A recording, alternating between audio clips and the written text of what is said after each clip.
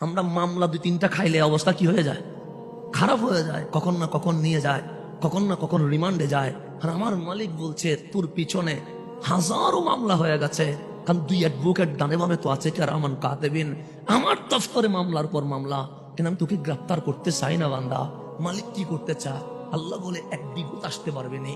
আমি বললাম লজ্জা লাগে মালিক, আমার চুল থেকে নখ পর্যন্ত গোনা, আমার গোনা আসমান পর্যন্ত ছড়িয়ে গেছে।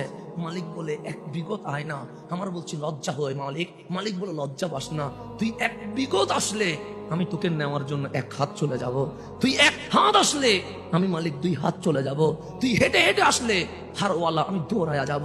শুধু বলবি মালিক আমারে মাফ করে দাও, আমি জীবনের সমস্ত মামলা বিনা দেখায় তোরে মাফ করে দেব। এটার নাম তো রহমান, এটার নাম রহমান। আমি কত বড় রহমান, তোরে মাফ করার জন্য আমি মালিক কত সিস্টেম, কত থিওরি, কত মেথড আবিষ্কার করেছি। কখনো বলছি রহমতুল্লিল আলামিন, উম্মত বেঁচে গেলে আপনি সুপারিশ করবেন, আপনাকে বাহানা বানাইলাম আমি মাফ করে দিব। আবার কখনো বলছেন তোর মা বাবাকে সুপারিশ করার স্থান বানিয়ে দিয়েছি। কখনো বললেন হাফেজ কোরআনকে সুপারিশ করার অনুমতি দিয়ে দিয়েছি। কখনো বলছে মুয়াজ্জিনকে সুপারিশ করার অনুমতি দিয়ে দিয়েছি। এরকম করে মালিক কত বাহানা বানাইছে শুধু কারে মাফ করার জন্য।